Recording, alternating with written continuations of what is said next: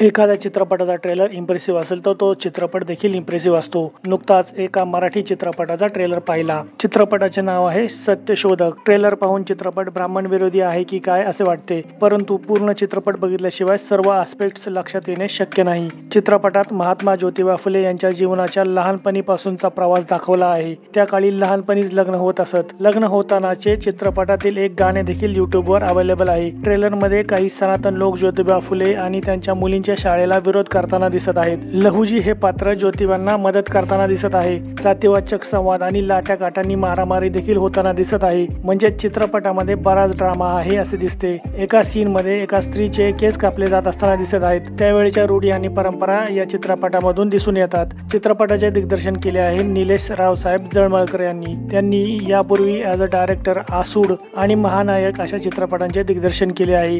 चित्रपटामध्ये प्रमुख भूमिकेत आहेत संदीप कुलकर्णी आणि राजश्री देशपांडे।